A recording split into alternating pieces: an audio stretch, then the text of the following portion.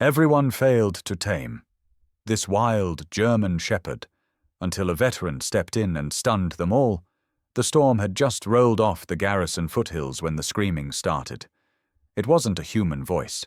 It was metal groaning under impact, a cage rattling like something inside was trying to tear its way through the world. Two vet techs sprinted down the hallway, eyes wide, blue scrubs soaked with fear more than sweat. At the end of the corridor, the reinforced kennel door shook hard enough to make the hinges whine. A growl rumbled through the concrete floor. Rex was awake again.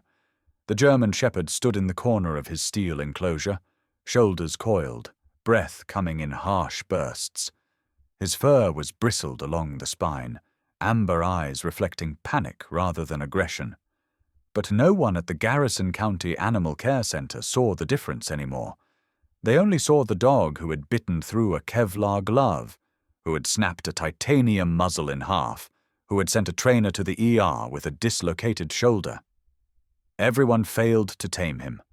Everyone except the one man who hadn't even met him yet. When the front door buzzed open, the staff barely looked up. Another volunteer, maybe. Another handler here to take a shot at the impossible. They would last 5 minutes, just like all the others. But the man who walked in didn't move like a volunteer. His steps were too measured, too quiet. His eyes scanned the room as if checking for exits. Cole Harrington carried the tired stillness of someone who had been gone for far too long and had come home only to realize he no longer knew what home meant. His duffel bag hung off his shoulder, his jacket still dusty from the Phoenix bus station. He handed over the temporary employment letter without saying much. Just a nod. No small talk. PTSD, the receptionist thought. They saw enough veterans here to recognize the signs, the way he flinched at the clatter of a dropped clipboard, how his breathing hitched at sharp sounds, the scars on his knuckles, the absence in his eyes. Cole followed the tech down the hallway, each step echoing against the tile. He was here because he needed a job with quiet. Something simple. Something that wouldn't remind him of Afghanistan, of Shadow, of the night that had never stopped replaying. Then he heard the metal crash again. Not just loud, familiar. The tech froze. "We stay clear of that one." She whispered, "That's Rex." Rex slammed into the kennel bars again, harder this time. The sound cut through Cole's ribs like shrapnel. He didn't see a monster. He saw a dog reacting exactly like the military K9s he'd served beside. The same frantic scanning, the same tension before a panic attack, the same refusal to break eye contact even through fear. "Don't get close," the tech warned. "He's unpredictable." But Cole was already moving. Not fast, not reckless, just drawn.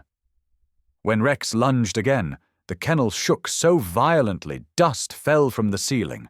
The tech gasped and stepped back. Cole didn't. He planted his feet and held Rex's gaze.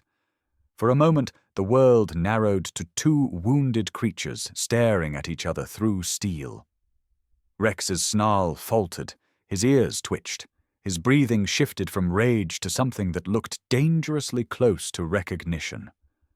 Cole whispered, barely audible, "You're not wild. You're scared." Rex's claws scraped the steel floor, not forward, sideways, like he was resisting an instinct to approach. The tech stared. He's never stopped attacking the cage before, not for anyone. Cole didn't break eye contact. "He's not attacking," he said slowly. "He's reacting to something. What set him off today?" The tech swallowed. "We were moving equipment.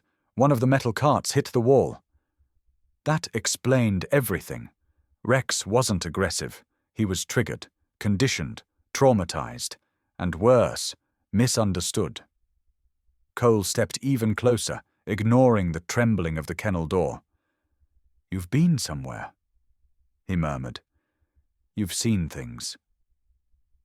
And in Rex's eyes, something flickered. Not anger, not fear, but a memory. It was gone as quickly as it appeared, replaced by another growl, but softer this time, almost confused. The tech shook her head. I don't know what you're doing, but he's going to snap again. Rex didn't snap. Instead, he backed into the corner, lowered his head, and let out a single, low sound. Not a threat, a warning, a plea. Cole exhaled. He's not trying to hurt anyone. He's telling us he doesn't feel safe. A thud sounded behind them, another staff member rushing in. Move away from the cage, he barked. We're sedating him again. Cole spun. Don't, he's calm now. He's a danger. Orders from the director. Rex tensed at the raised voice. His body stiffened, eyes wild again. Cole raised a hand to the staff member. Lower your voice. But it was too late. Rex launched forward, slamming the bars with a roar that shook the hall. Everyone jumped backward, everyone but Cole. Cole didn't flinch. He leaned forward, planting both palms against the bars. Hey, he whispered. Look at me, I'm right here. Rex froze, chest heaving. Slowly, impossibly, his growl faded. The hallway fell silent. The staff stared at Cole like he'd just walked through fire untouched. What the hell did you do? One muttered. Cole didn't look away from Rex. He's not the problem, he said. You're just not speaking his language. And in that moment, with the storm rumbling outside and the fluorescent lights humming above them, one truth settled over the room. Everyone had failed to tame this dog. But Cole Harrington had recognized him the second he stepped into the building, because only a soldier could see another soldier's ghosts. The next morning, the air in Garrison County Animal Care Center felt different, quieter, like the building itself was holding its breath. Word had spread fast. The new veteran, the one with the distant eyes and the stiff posture, had somehow gotten Rex to stop tearing the door off his kennel. Staff members whispered about it in the hallways, unsure if they believed what they'd heard. Cole didn't care what they were saying. He barely slept. Not because of fear, because of recognition. He'd spent half the night replaying the way Rex had looked at him, that split-second shift from aggression to confusion to something almost human. He had seen that expression before. Many times, usually right before a terrified dog chose whether to fight or collapse.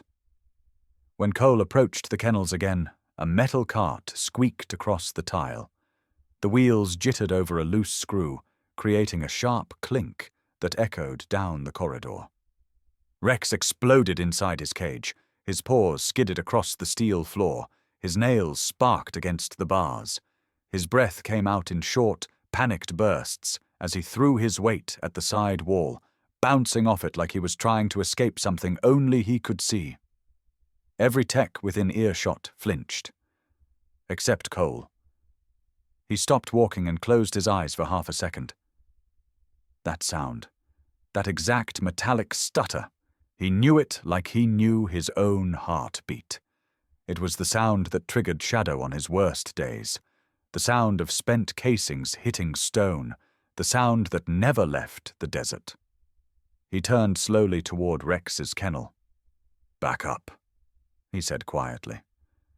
The tech pushing the cart hesitated. You sure? He's in one of his fits again. This isn't a fit, Cole said. This is memory. He stepped forward, close enough to feel the vibration of Rex slamming against the steel. The shepherd's eyes were wide, not with fury, but with terror. His breaths came in rapid bursts, chest heaving like he couldn't pull air fast enough. Cole lowered his voice. Hey, it's just noise. You're all right. He didn't reach through the bars or crouch down. He didn't try to dominate or soothe. He simply stood there, steady and unshaken, offering the one thing Rex had never been given. A calm center. Rex slowed. Not much, but enough for the panic to shift direction. His gaze flicked to Cole, then back to the cart, then back to Cole again. His ears went rigid, then folded backward. Cole recognized the transition immediately. a soldier under fire trying to decide whether to lash out or freeze. He eased a step closer. You've heard that sound before, haven't you? Rex didn't lunge, didn't growl. He lowered his body to the ground, still shaking. A breath caught in Cole's chest. A familiar ache spread through his ribs. Shadow used to do that, right after the mortars hit. Cole had spent entire nights holding that dog together, whispering anything he could to drown out the thunder outside. A tech peeked over his shoulder. He's never gone down during an episode. What are you doing to him? Cole didn't answer. He was watching the tension in Rex's shoulders, the slight tremor in his right foreleg, the way one ear kept sweeping the hallway for movement.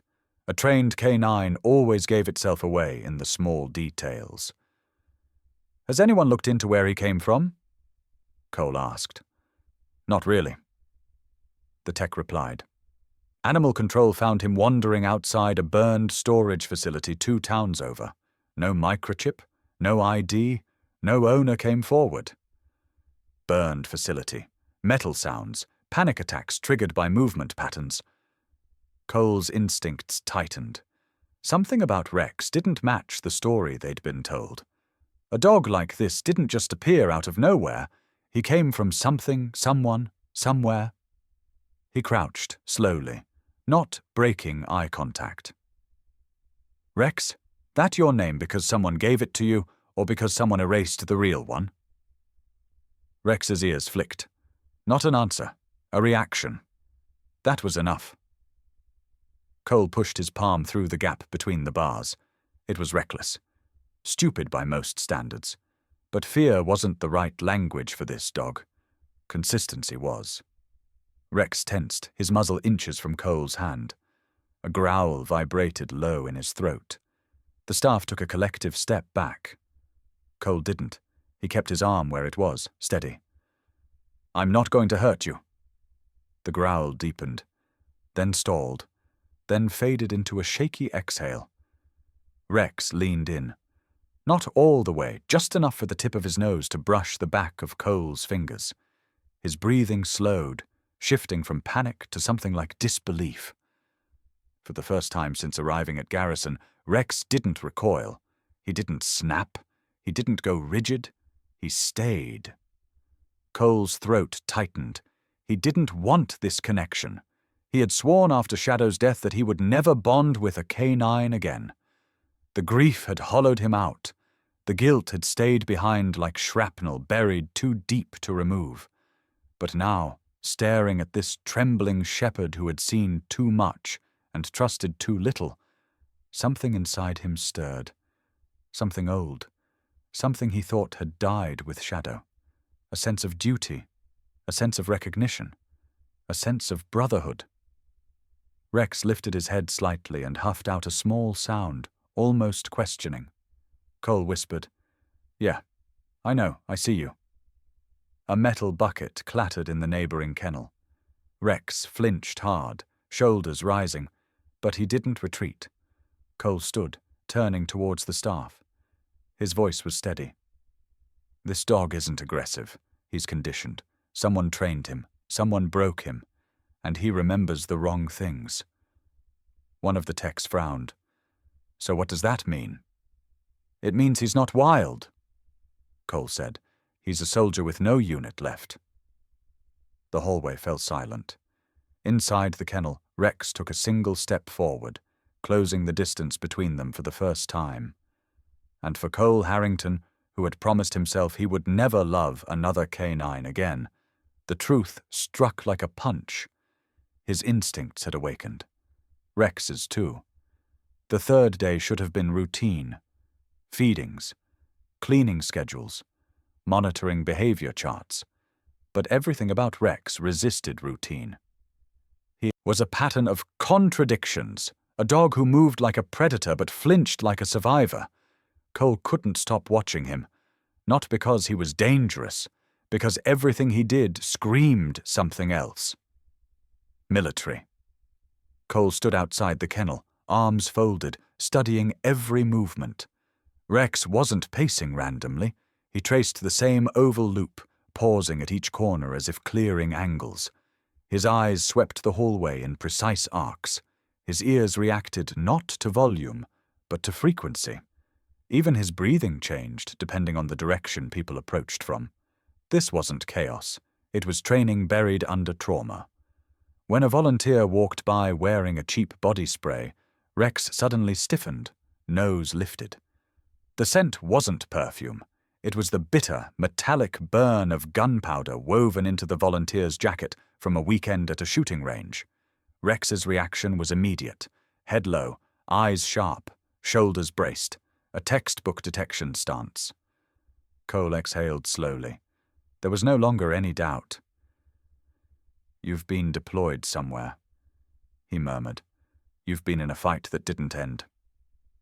He stepped closer and knelt. Light filtered through the steel bars, sliding across Rex's coat. That's when he saw the scars. Thin white lines wrapping under the fur on the ribs. A small burn mark near the shoulder. A deeper groove along the hind leg. Old enough to have healed, but sharp enough to tell a violent story. Not dog fights, not street damage. Shrapnel. A chill moved across Cole's back. He had seen identical wounds on Shadow after the Kandahar blast. He stood up and walked directly to the front office. The director, a middle-aged administrative type with little field experience, barely glanced up when Cole entered. "Ma'am, that shepherd isn't a stray," Cole said. "He's a former MWD, possibly from a classified unit." The director kept typing. "We get a lot of dogs with anxiety and aggressive behavior." This isn't anxiety, and it's not aggression. He reacts to weapons sounds, military scents, and tactical movement patterns. She sighed and removed her glasses. "We appreciate your passion, Mr. Harrington, but please leave behavioral assessments to the staff. We don't need another theory about what he used to be." Cole clenched his jaw. "You're missing something important. He's trying to tell us where he came from."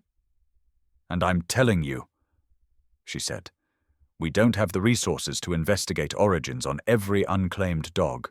Focus on cleaning and feeding assignments." He left the office with a tightness in his chest. Not anger, frustration, helplessness. The same feeling he'd had the night Shadow died, when the chain of command ignored warning signs until it was too late. Rex wasn't just misunderstood. He was disappearing again.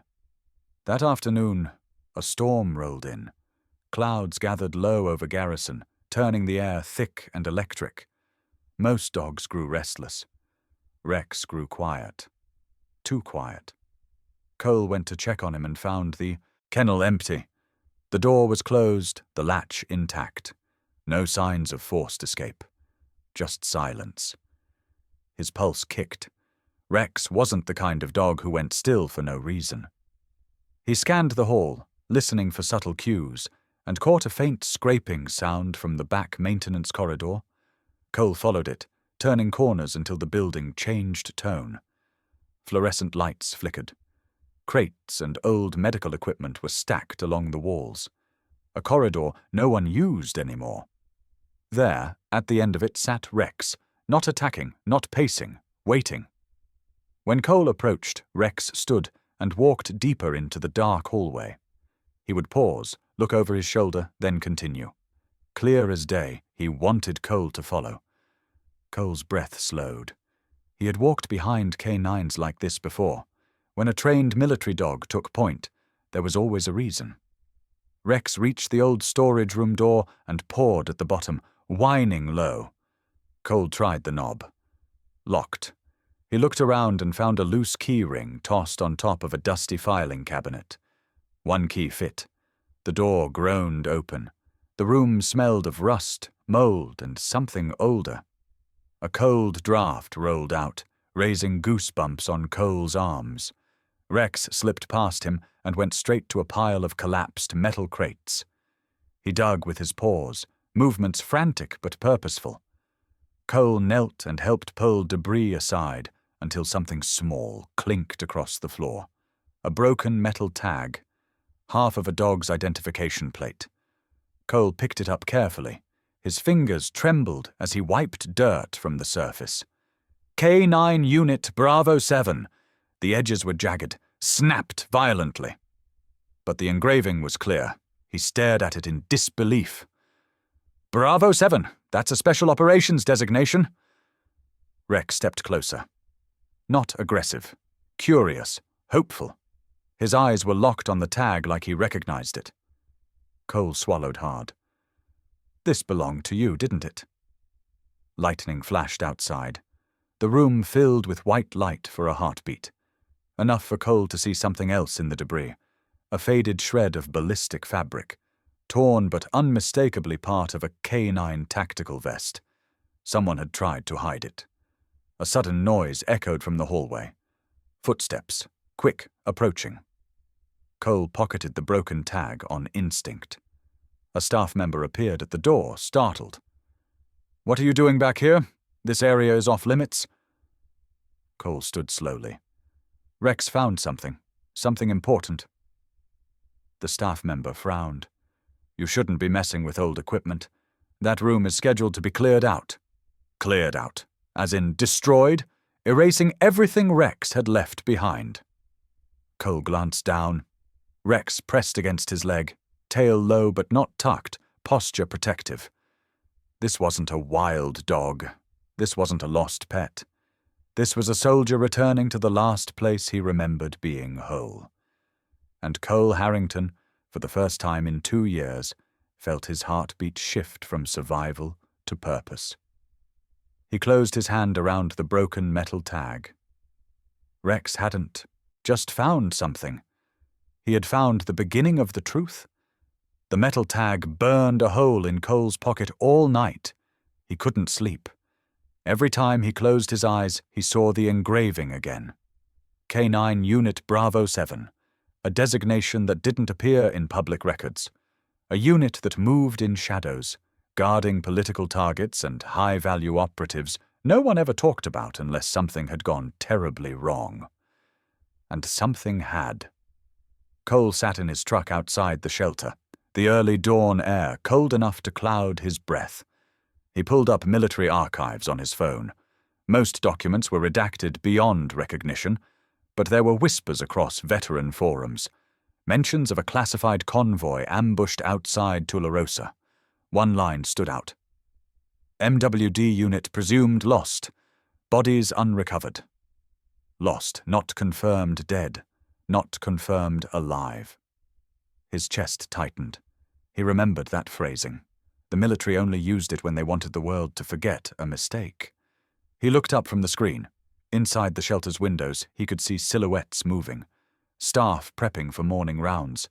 Rex pacing in his kennel, though slower now, like his restlessness had found direction. Cole stepped out of the truck. His boots hit the pavement with a heaviness he hated. He had walked toward danger 1,000 times before, but this was different. This wasn't war. This was confronting the part of himself he had spent 2 years burying. When he reached Rex's kennel, the shepherd lifted his head but didn't growl, didn't lunge. His eyes softened by a fraction, and that alone unraveled something tight inside Cole. He crouched, resting his hand against the bars. "Morning," Cole said quietly. Rex blinked once, then twice. Recognition. Trust forming one slow layer at a time. Cole unlocked the kennel with permission from the tech on shift, who hovered nervously. "If he attacks, I'm not stepping in," she muttered. "He won't," Cole replied. He wasn't entirely sure, but he knew Rex wasn't a danger. He was a soldier with no frame of safety. The door opened. Rex didn't charge. He stood still, waiting. Cole approached with measured steps, letting Rex catch his scent. The shepherd's ears twitched, and his gaze flicked to Cole's hands. Cole slowly lifted one hand toward the side of Rex's neck. Rex stiffened. Cole stopped. "It's all right. Show me what happened to you." For a long moment, neither moved. Then Rex lowered his head by an inch, signaling permission. Cole brushed his fingers through the fur. Beneath it, he felt raised scar tissue. a thick, jagged line running along the base of the skull. His jaw tensed. That wasn't from a bite or accident. It looked like shrapnel, or worse, like someone had ripped off a tactical collar in a hurry. Rex let out a small, fragile sound. A sound Cole had heard once before, in the desert, under a burning sky. Shadow's last breath. The memory hit him so hard he had to grip Rex's shoulder to stay upright. He was back in Helmand Province, dust in his throat, mortar smoke rising, Shadow dragging him behind a concrete slab when the blast went off. The smell of blood. Shadow's body trembling under Cole's hands. The world narrowing to a single heartbeat that wasn't supposed to stop. Cole shut his eyes. For a moment he was kneeling in sand again, begging a dog who couldn't hear him anymore. Rex nudged his chest. Cole's eyes flew open. Rex was watching him, not with fear, but with understanding. A shared wound. "You've lost someone too," Cole whispered. Rex eased closer, pressing his forehead gently against Cole's knee. It wasn't affection. It was acknowledgement. Two pieces of shrapnel recognizing each other. The tech watching from the hall whispered, "I've never seen him touch anyone like that." Cole didn't respond. He was already piecing the clues together. The scars, the reactions, the tactical movements, the missing Bravo 7 unit. Rex hadn't just been trained. He had been deployed, and he hadn't gone missing by accident. When the morning tasks ended, Cole slipped away to the supply shed. Rex followed on his leash, though Cole barely needed to hold it. The shed was padlocked, but the same keyring from the day before opened it. Inside was everything the shelter didn't use anymore. Old notes, storage bins, leftover crates. Cole rummaged through them, searching for anything that tied Rex to the past. Rex sniffed every corner, his movements quickening. The shepherd paused at a dusty trunk shoved against the far wall and pawed at it. Cole knelt, opened it, and froze. Inside were shredded documents, half-burned patches, and a tactical collar with the rest of the missing tag ring torn off. Cole swallowed hard. He lifted a charred folder. The first page still had a faint title. VIP Protective Detail, Operation Mosaic. Cole's pulse jumped. Mosaic had been a rumor in military circles, an attempt to move a foreign diplomat under classified circumstances, ambushed by a cartel group. The official report made no mention of K9 casualties. But inside the folder, he saw something that shattered the lie. A deployment roster. At the bottom, Bravo 7 K9 Handler, Sergeant Daniel Cross, K9 Rex. Cole closed his eyes. So that's where you were. 2 years ago, ambush, all presumed dead. But Rex survived, and someone tried very hard to bury that fact. Footsteps sounded outside the shed, heavy, purposeful. Cole tensed. The director appeared in the doorway, her expression tight. "Why are you in here? That storage is restricted." Cole held her gaze. "This dog wasn't abandoned. He's from a classified operation. Someone dumped him." The director's jaw twitched. "Leave it alone, Harrington. You're not here to play detective. You're here to clean kennels." Cole stepped forward. If Rex has information tied to a federal case, keeping quiet is obstruction. Her eyes hardened. "Drop it. You hear me?" Rex growled. Not at Cole.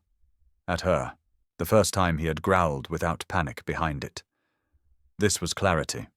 Warning. Loyalty. Cole placed a calming hand on Rex's back. "It's all right." The director backed away fast and left without another word. Cole watched her go. Something was wrong. Very wrong. He looked at Rex. Rex looked back. Two survivors of two different battles, both abandoned by systems that were supposed to protect them, both still breathing because someone else had died. Cole slid his hand along the scar at Rex's neck one more time. "Whoever left you out there didn't expect you to make it home," he whispered. "But you did."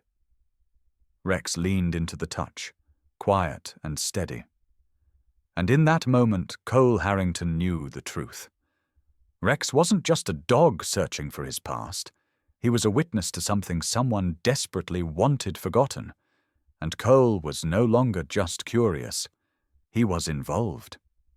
The next morning, Cole drove toward the old Fort Ridgely installation, a base that had been half abandoned after its programs were folded into newer federal facilities. He had no authorization, no formal request, and no real plan, just a gut-deep certainty that the truth was buried somewhere in its archives. Rex sat in the back seat of the truck, silent but alert, his eyes fixed on the window as if he recognized the road. Cole glanced at him through the mirror. "You've been here before, haven't you?" Rex didn't blink, didn't growl, didn't tremble. He was remembering. The base gates were still guarded, but if you had a veteran ID and acted like you belonged, most low-ranking security rarely questioned you. Cole walked in with confidence he didn't feel, Rex at his side wearing a simple service dog vest. They crossed the courtyard without interruption and entered the Administrative Records building. Inside, the air smelled like dust and old carpet. A corporal behind the desk looked up. "Can I help you?" Cole kept his voice calm. "I'm following up on an old MWD case. I need access to K9 service records, 2 years prior. Unit Bravo designation." The corporal frowned. "That doesn't exist in our current database." "I'm aware," Cole said, "which means the paper files are downstairs." The corporal hesitated, the kind of hesitation that said he didn't want trouble, but also didn't want to get reprimanded. Cole pulled out a folded document, the only official-looking military form he still kept from an old employment screening. It wasn't authorization, but it looked close enough. The corporal sighed. 15 minutes. If anyone asks, I didn't let you down there." Cole nodded and headed for the basement door. The stairwell was cold, poorly lit, and lined with steel shelving full of aging file boxes. Rex moved ahead of him, sniffing the air. Then he stopped abruptly, staring at a specific section of the shelves. Cole followed his gaze to a box marked K9 Program Discontinued. He lifted it down carefully, opened it, and began flipping through folders. Halfway, through the stack, he found it. Unit, Bravo 7 Handler, Sergeant Daniel Cross. K9, Rex Supervising Officer, Captain Marcus Hale. Cole froze. He knew the name. Everyone who had served through the last decade knew the name. Marcus Hale had been a rising star in special operations. Decorated, respected, charismatic. The kind of officer who always got what he wanted. Until last year, when rumors began to surface, whispers about unauthorized missions, unregistered transfers, shipments that didn't match manifests. The investigation was sealed, but every veteran forum had the same conclusion. If Hale went down, he wouldn't go alone. Cole kept reading. Mission reports, training logs. Then an incident summary labeled Confidential, Mosaic Convoy. His pulse quickened. This was the ambushed operation, the one Rex had survived. The summary was short and disturbingly vague. Convoy intercepted, cargo unrecovered, personnel presumed KIA. K9 Rex deceased in field. Cole stared at the words. Deceased. But Rex had survived, which meant Hale had lied. Cole scanned deeper. One report mentioned unauthorized cargo scans. Another referenced special crates that bypassed inspection. Weapons? Ammunition? Something worse? Whatever it was, someone had been using military K9 units as unregistered transport assets. He felt sick. Rex had been part of something criminal. Used, betrayed, left for dead. He closed the file, the truth hitting him harder than any firefight he had lived through. Rex wasn't a wild animal. He was evidence. And someone had tried to erase him. Footsteps echoed above. Heavy. Multiple. Cole shoved the documents back into the box and clipped Rex's leash. They slipped out of the basement and into the side hallway. But just as Cole reached for the exit, a voice stopped him cold. Harrington. Marcus Hale stood at the end of the corridor. His uniform was pristine, his expression unreadable. But his eyes, sharp and cold, told Cole he already knew everything. "I heard you were digging where you shouldn't," Hale said, stepping forward. "You found the files?" Cole tightened his grip on Rex's leash. "That dog survived when your report said otherwise." Hale smiled. "So he did. Which is precisely why he should have stayed dead. Some things are cleaner that way." Rex growled low, the kind of growl that comes from memory, not fear. Cole stepped between them. "What did you do to him?" "Nothing he wasn't built for," Hale said. "But he saw something he wasn't supposed to. Dogs are useful until they're not." Cole's stomach turned. Hale wasn't just corrupt.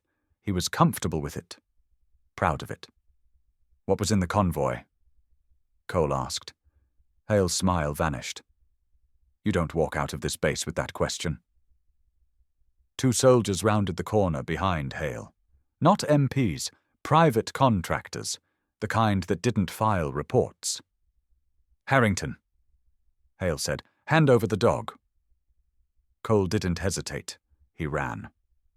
Rex bolted beside him, paws, skidding across the linoleum. Alarms burst to life as Hale shouted orders. Cole shoved open a maintenance door, sprinting down a stairwell 2 steps at a time. The contractors gave chase, footsteps pounding behind them.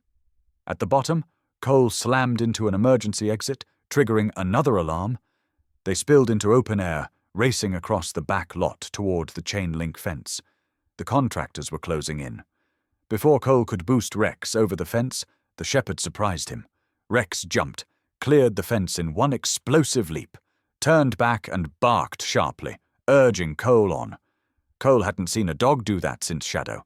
It pushed him past his fear. He climbed the fence, dropped on the other side, and together they sprinted toward the truck. A gunshot cracked behind them. Concrete splintered near Cole's feet. They dove into the truck. Cole turned the ignition. Another shot rang out. He floored the gas. The truck fishtailed and shot down the access road just as Hale burst from the building behind them, yelling into a radio. Cole didn't need to hear the words to know what they meant. They were now targets. He stole a glance at Rex, who sat upright, unshaken, eyes fierce and focused. "You didn't just survive," Cole said. "You ran from hell, and now they want you silenced." Rex looked at him with steady resolve. Cole tightened his grip on the wheel. "Then they're going to have to go through both of us." The storm rolled in faster than any weather report predicted. Thick snow swallowed the road, the forest, the sky. Cole's truck crawled along the narrow mountain pass until the tires lost grip altogether. He cursed under his breath, braced his arms on the wheel, and felt the vehicle slide a few inches sideways. Rex suddenly lifted his head. The shepherd's ears perked, nose twitching, eyes narrowing towards the tree line. Not fear, not confusion, recognition. "What is it?" Cole whispered. Rex nudged the door handle with urgent force. "You want out in this?" Cole asked, but the answer was already clear. Rex wasn't reacting to the storm. He was tracking something. A memory, a scent, a destination buried under snow and time. Cole cracked the door open, and the wind nearly tore it off its hinges. Snow whipped sideways, stinging like shards of glass. Rex leapt out, landed firm despite the gale, and glanced back at Cole with an unmistakable command. "Follow me." Cole didn't think twice. He grabbed a flashlight, zipped his coat tight, and plunged into the storm behind Rex. The shepherd cut through the forest with uncanny precision, weaving around fallen trunks and boulders, navigating as though he had walked this path 100 times before. Cole stumbled behind him, boots sinking deep with every step. "Slow down!" Cole shouted through the wind, but Rex didn't stop. Minutes stretched. The cold gnawed through Cole's gloves. His breath turned to ice. Yet the dog moved with relentless certainty. Finally, through the whiteout, a dark shape materialized. A small, crooked cabin hunched beneath the trees. Rex slowed. His posture shifted from determination to something more cautious. He stepped toward the broken porch, sniffed the air, then looked at Cole.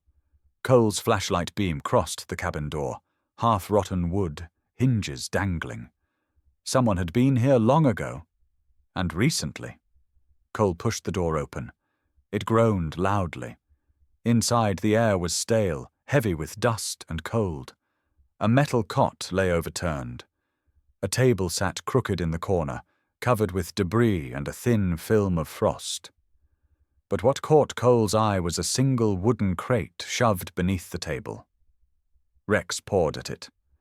Cole crouched, pulled the crate out, and lifted the lid. Inside was a military-grade encrypted hard drive and a stack of flashcards with typed codes. Cole's stomach tightened. It wasn't just evidence, it was everything. Transaction logs, shipment details, routes, schedules, confirmation numbers for weapon transfers disguised as humanitarian supplies, enough to bury Marcus Hale for the rest of his life. Cole exhaled shakily. This is why they tried to erase you. Rex stared at the crate, eyes dark with memory. He had known this place. Maybe he had escaped from here. Maybe Hale's men had used this cabin as a drop point. Whatever the truth was, Rex had carried it alone for 2 years, and he had brought Cole straight to it. Suddenly the wind outside died. Not gradually, not calmly. The way it stops when a presence steps between you and the storm. Cole's instincts flared. He reached for Rex. Too late. The front door slammed shut. A figure stepped inside, wiping snow from a tactical coat. Marcus Hale's voice cut through the air. I should thank you, Harrington. I've been looking for that drive for months. Cole rose slowly, positioning himself between Rex and Hale. You lost this cabin when your men scattered. Rex remembered it. Hale smirked. That mutt remembered everything I wanted erased. He lifted a suppressed pistol. The sight locked on Cole. Rex growled, muscles coiled. Easy, Cole whispered. But Hale was already pulling the trigger. The gunshot cracked through the cabin. Rex launched himself upward, a blur of fur and instinct. Cole tried to grab him, but Rex was faster. The shepherd collided with Hale mid-shot, throwing off his aim. The bullet meant for Cole tore through the air and struck Rex along the ribs. The sound Rex made wasn't a yelp. It was deeper, raw, a sound born on battlefields. He crashed onto the cabin floor, sending snow and dirt into the air. Rex! Cole dropped beside him. Blood seeped into the white frost under Rex's body, blooming like a spreading wound across the floor. The shepherd struggled to breathe, chest rising unevenly, paws trembling. Hale steadied his gun again. Should have stayed dead, both of you. Cole lunged for cover behind the overturned cot as the second shot fired. Wood splintered inches from his head. He grabbed a metal rod from the floor, hurled it at Hale, buying himself another second. He dove behind the table, heart pounding, brain racing. The storm outside battered the walls like a war drum. Hale advanced. You think anyone will care about a washed-up vet and a stray animal with a scarred head? Cole looked at Rex. The shepherd's eyes met his. Unfocused, but determined. Even as blood soaked the floor, Rex tried to rise, tried to push forward. He wasn't fighting for himself. He was fighting because his mission was not done, because he had carried this secret alone, because he refused to die until the truth made it out of that cabin.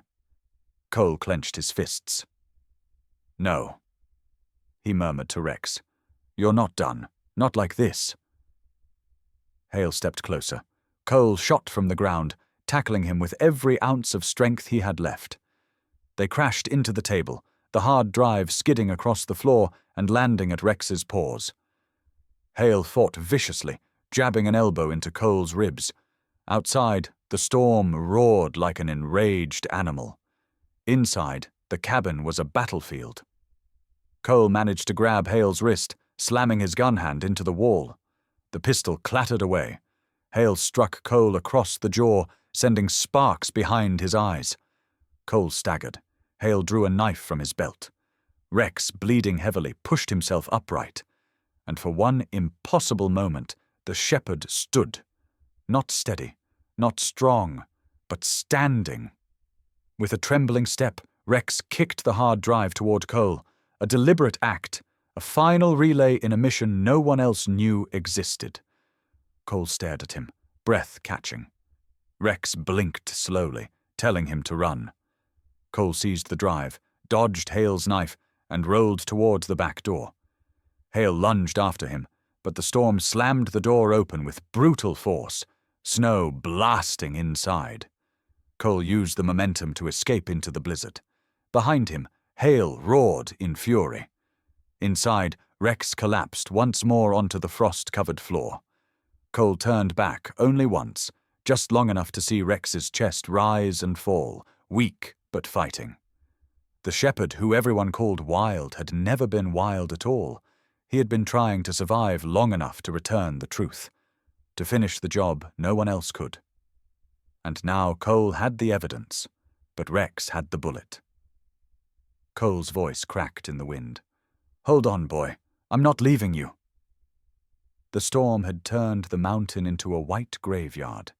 Every breath Cole drew burned like ice, but he didn't stop. Rex's weight in his arms felt heavier with every step, as if the shepherd were slipping further away each minute Cole failed to reach help. "Stay with me," Cole whispered through clenched teeth. "You made it this far. Don't you quit on me now." Blood seeped through Cole's sleeve, where Rex's wound pressed against him. The shepherd's breaths were shallow, uneven, a weak tremor running through his body with each exhale. Snow clung to Rex's fur, turning him almost ghost-like. Half a mile, a quarter mile. Cole pushed his legs past their breaking point. The faint outline of the ranger station appeared through the storm. A small wooden structure tucked against the slope, its radio antenna barely visible under the ice build-up. Warm light glowed from the windows. Cole crashed against the door with his shoulder. It burst open.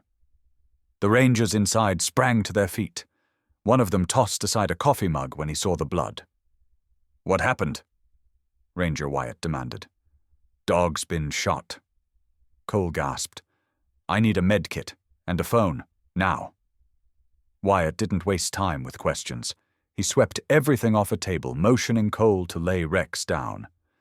Another ranger handed over gauze, gloves, a trauma pack. Someone grabbed the radio. "Calling state police, sending alert to federal task force," he said into the receiver. "Suspect armed, dangerous, possibly linked to military contraband case." Cole kept pressure on Rex's wound, whispering to him, trying to anchor the dog to consciousness. "You're not done," he murmured. "Not after everything you fought through." Rex's eyelids fluttered but didn't fully open. The medical helicopter arrived 20 minutes later, blades slicing through the storm. Medics rushed in with stretchers and emergency gear. "This is a K9?" one medic said, surprised as she inspected the tags on Rex's old collar, the partial Bravo 7 imprint still faintly visible. "He's more than that," Cole said. "Treat him like a soldier." The medic nodded. "Then we'll fight for him like one." They loaded Rex onto the stretcher. The dog whimpered once when the cold air hit his wound, but he didn't struggle. He simply turned his head slightly in Cole's direction, as if making sure Cole was close. Cole climbed into the helicopter beside him. Through the headset, a voice crackled. "Federal agents en route to intercept your suspect. Looks like your dog just blew open a case they've been chasing for 2 years. Cole glanced at Rex. He always knew.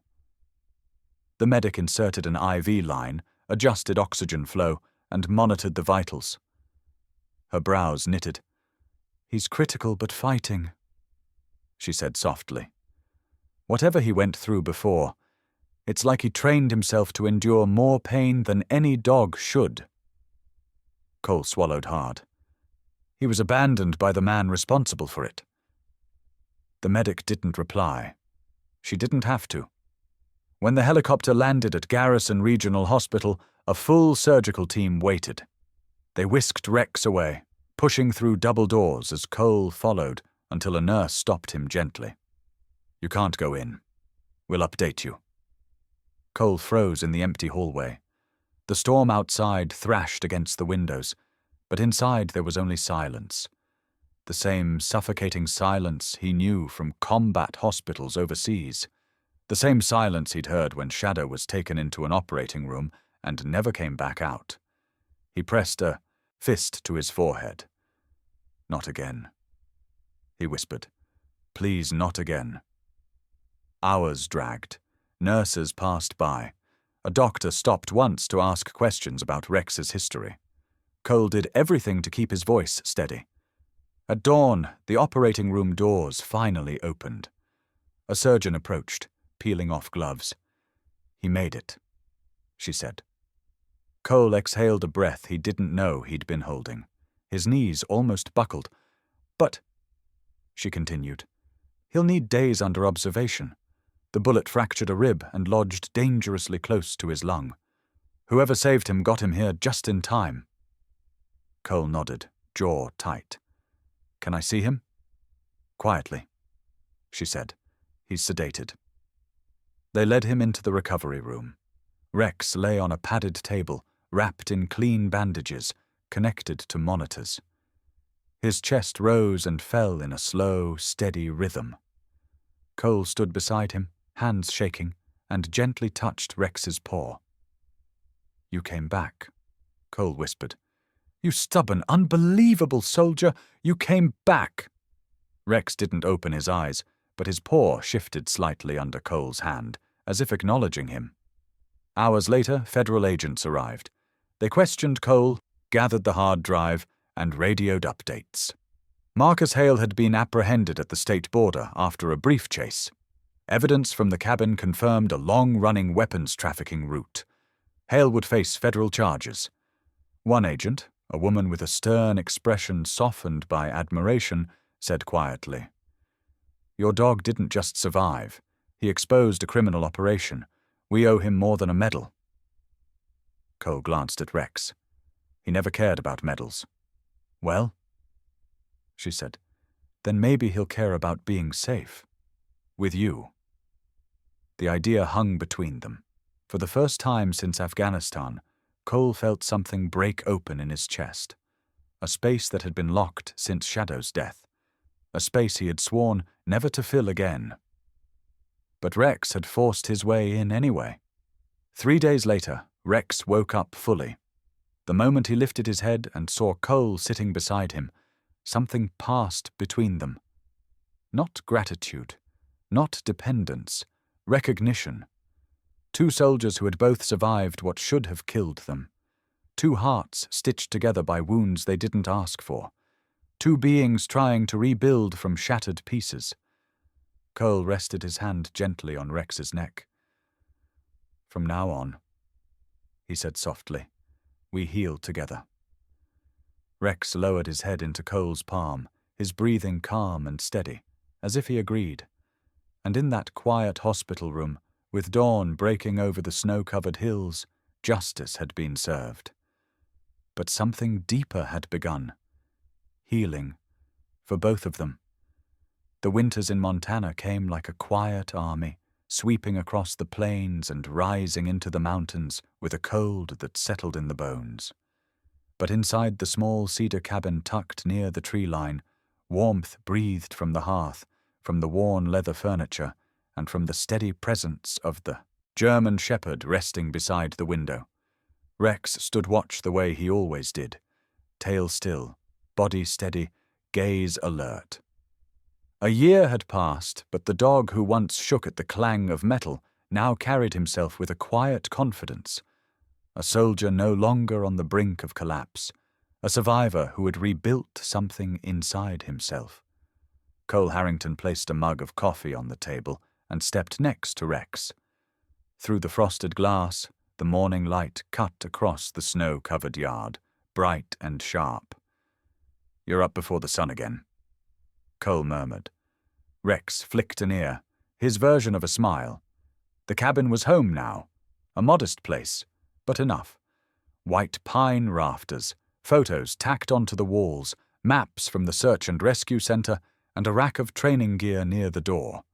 Rex had a bed in every corner, even though he refused to use any of them. He always slept near Cole's boots. 1 year earlier, Cole had carried Rex through a storm, through a hospital, through recovery. Now Cole watched him trot freely across the yard, leaving sharp prints across the snow, strong and sure of his footing. Rex had survived the bullet, survived the past, survived himself. And Cole had too.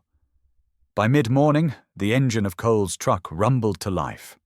Rex hopped into the passenger seat with a practiced ease, sitting upright like someone trained his whole life for patrol duty.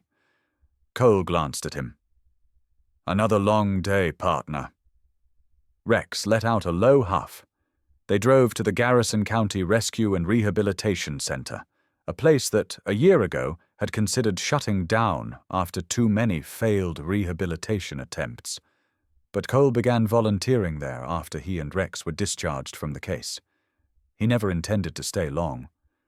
But the first time he saw a trembling husky cowering in the corner, flinching at every raised voice.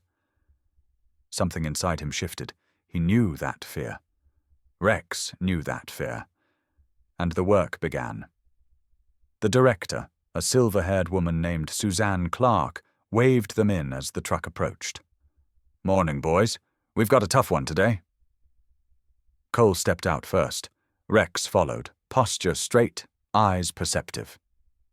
Suzanne motioned toward the far enclosure. "His name is Timber. Shepherd mix. Aggressive with men. Won't eat unless someone sits outside the gate."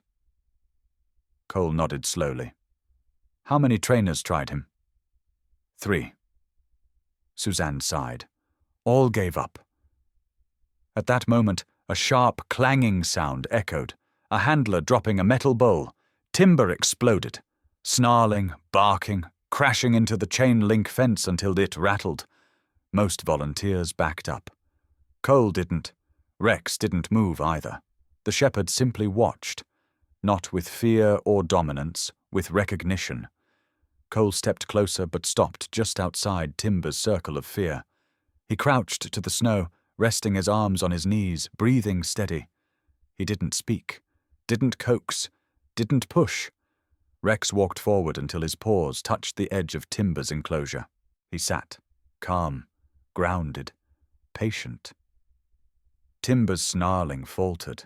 His ears twitched, his breathing hitched.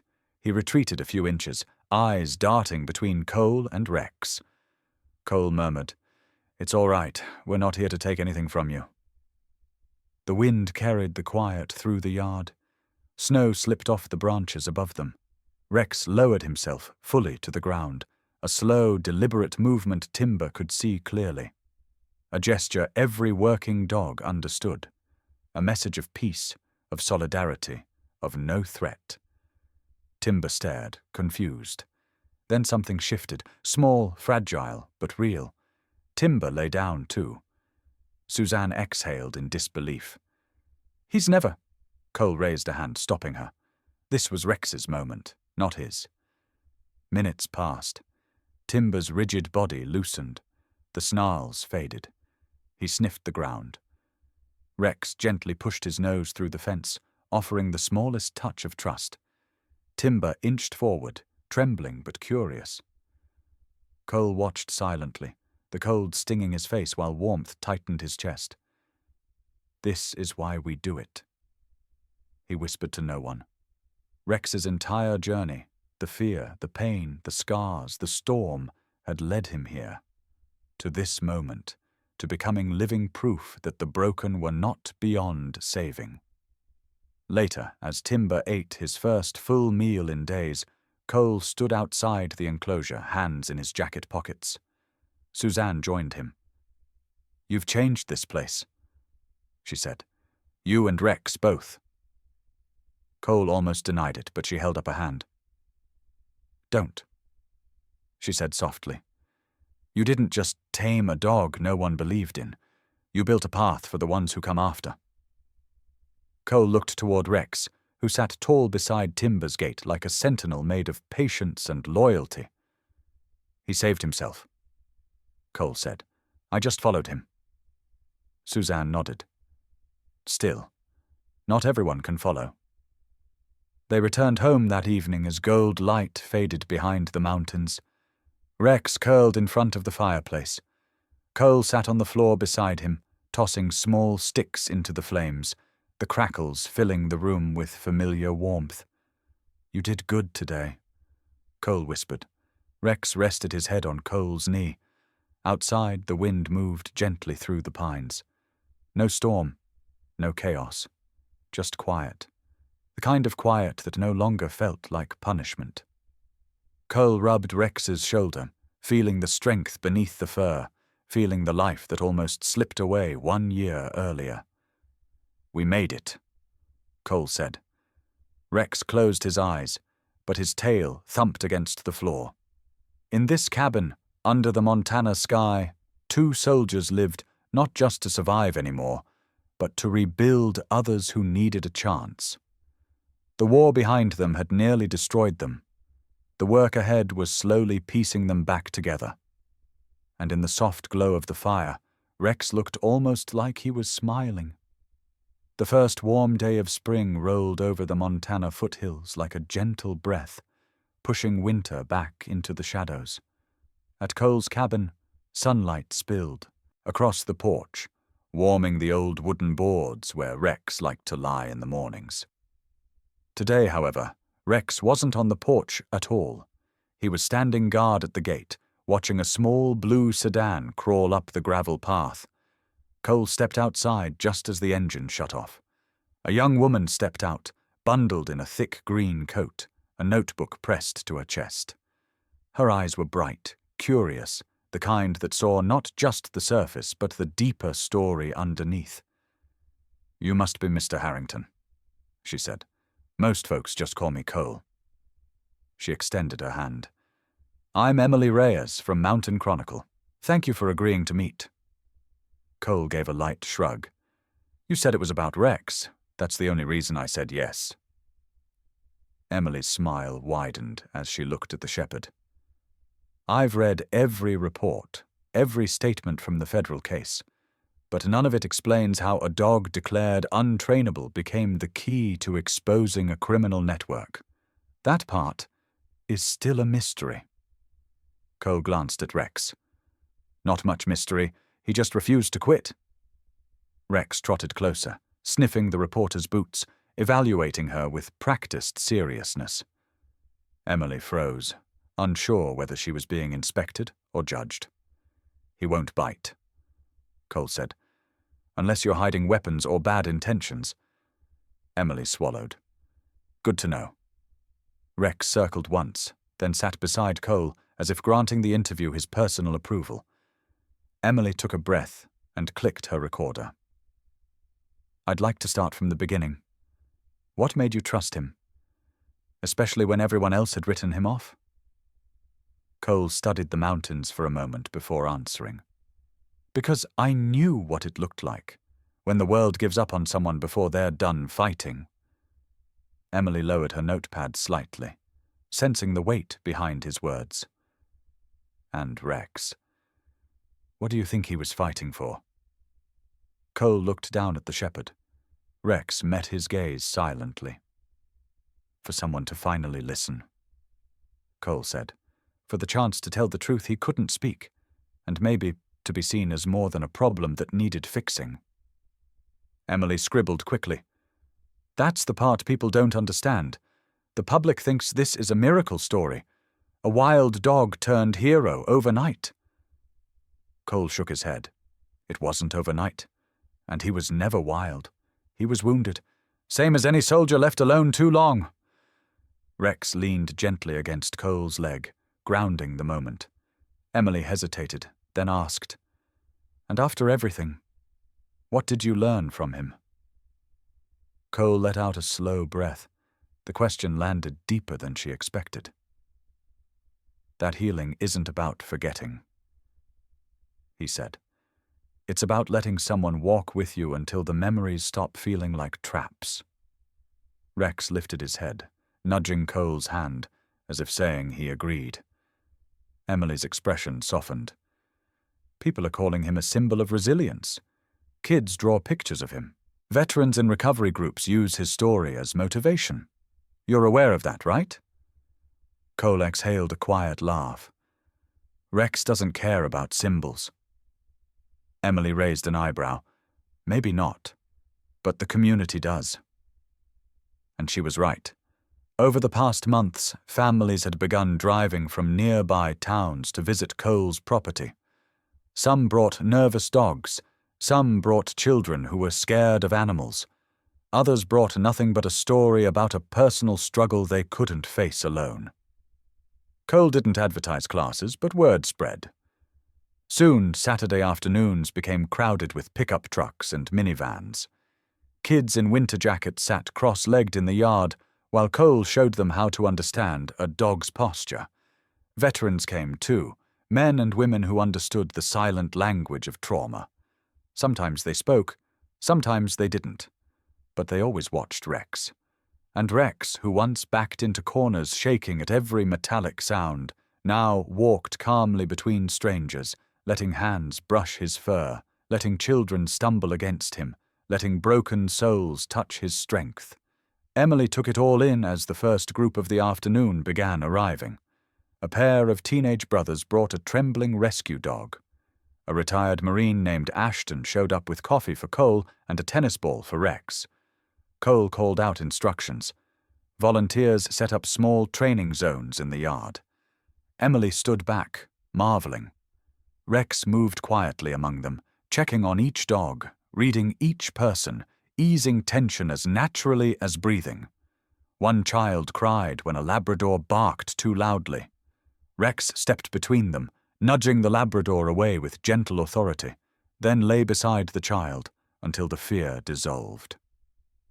Emily whispered, almost to herself, "He's incredible." Cole heard her. "He's a survivor. Survivors know how to guide others out of their storms." An hour later, Emily closed her notebook. "I came here for a story, but I think I found something else." "What's that?" Cole asked. "A legacy." Cole frowned slightly. "I'm not sure I follow." Emily gestured around them, the families, the veterans, the worn but joyful faces, the laughter mixing with the sound of paws crunching over snow. "This isn't about one dog saved from the brink," she said. "This is about everyone he's pulling back with him. People see Rex and realize they're not done. They still have fight, hope, purpose." Cole didn't reply. He didn't need to. Emily stepped closer, lowering her voice. "I'd like to publish your story. Not the federal part, not the dramatic chase. The real part. The part where a man and a dog rebuild a community without meaning to." Cole considered it. He looked down at Rex, who was now gently guiding Timber, the once frightened shepherd mix, into a small training circle. "Just tell it right," Cole murmured. Emily smiled, eyes warm. "I will." Before she left, she crouched to Rex's level. "Thank you for letting me see who you really are." Rex blinked once, steady and calm. As Emily drove away, the sun dipped behind the ridge, casting long golden shadows across the yard. Cole watched Rex lead a group of dogs toward the training field, noticing how naturally they followed him. Names came and went. Trainers came and went. Seasons came and went. But one truth rooted itself deeply in the Montana soil. Rex had become more than a survivor, more than a soldier, more than a miracle. He was a symbol of belief, endurance, and the quiet power of those who refuse to be broken. And his legacy was only beginning. The Montana air carried a crisp, early summer warmth as hundreds gathered beneath the white event tent pitched on the open field. Beyond the stage, pine trees lined the horizon like a silent honor guard. Banners fluttered gently in the breeze, each one stamped with the same bold title: Canine Redemption Program. A second chance for the dogs no one believed in. Cole stood behind the curtain, adjusting the cuff of his shirt. He was not used to crowds, not used to cameras, certainly not used to speeches. But today wasn't about him. Today was about all the dogs, rescued, broken, misunderstood, who now had a program designed for them. And it was about Rex. The shepherd stood beside him, chest proud, scar along his ribs barely visible beneath glossy fur. He looked healthier than he had in years, stronger, clearer in the eyes. The crowd quieted the moment they saw him. A host at the podium announced, "Ladies and gentlemen, please welcome the man who helped inspire this entire initiative, veteran Cole Harrington."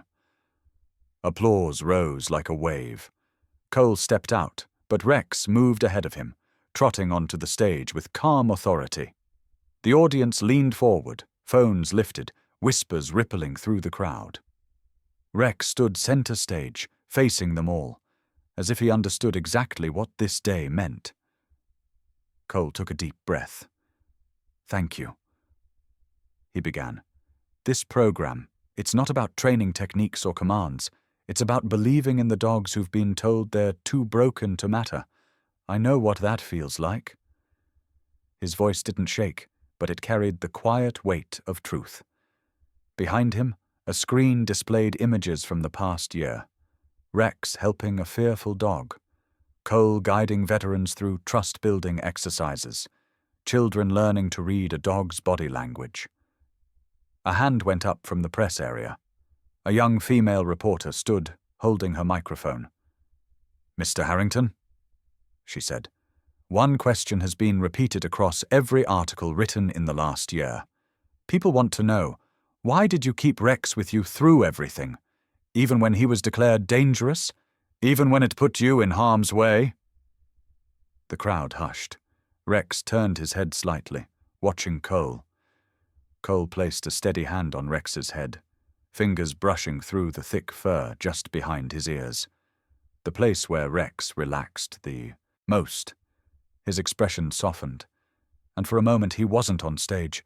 He was in that blizzard, in that cabin, in that hospital room. "He didn't just survive," Cole said quietly. "He helped me survive myself." A silence followed, deep and resonant, not uncomfortable, reverent. The reporter lowered her mic, moved. Then, as if sensing the tenderness of the moment, Rex shifted his gaze toward the distant tree line, the same forest where he once fought for his life, where his past nearly buried him. The wind swept through the pines, rustling softly. Rex's ears pricked, his stare held steady. Not fearful, not haunted, but watchful. Like a soldier who understood that healing didn't erase one's duty, it reshaped it. A young boy near the front whispered to his father, "Dad, he's still protecting people." Cole followed Rex's gaze, then looked back at the crowd. "This journey isn't over," he said. "Not for him. Not for the dogs waiting for their second chance. And not for any of us who've ever been told we're too damaged to keep going." He stepped closer to the microphone. "So let me ask you something. What's your story with a loyal pet?" The question lingered in the open air, carried by the wind, drifting through the tent like an invitation. People smiled. Some wiped their eyes. Cameras flashed. Rex walked forward to the edge of the stage and sat with the dignity of a decorated veteran. Cole placed a hand on his shoulder. Somewhere in the back, a woman shouted, "We love you, Rex!" Laughter and cheers rose around them. The host returned to the podium. "Ladies and gentlemen, please join us in supporting the Canine Redemption Program as it begins its mission across Montana." Applause thundered again as volunteers led out 9 dogs, once abandoned, once feared, now stepping into the sunlight with new purpose. And Rex watched each one carefully, approving, proud. As the ceremony ended and people began to drift toward the booths and training demonstrations, a camera crew approached Cole. "Sir," the cameraman said, "we're shooting a highlight reel. Any final message you'd like to share?" Cole glanced at Rex, then at the lens. "If this story touched you," he said, voice steady and warm, "help us grow this mission. Support your local rescues, share the message, and follow our journey to help more dogs like Rex." He smiled, genuine and quiet. "And don't forget to show some love to the German Shepherd community. They're more than pets, they're partners." Rex barked once, sharp and confident, punctuating the moment like a signature on a final page. The camera light went off. The wind swept gently through the Montana pines, and the story of the dog no one could tame, the dog who saved a veteran, the dog who rebuilt a community, continued on, open-ended, like all great journeys. One soldier, one shepherd, still watching the horizon, still guarding,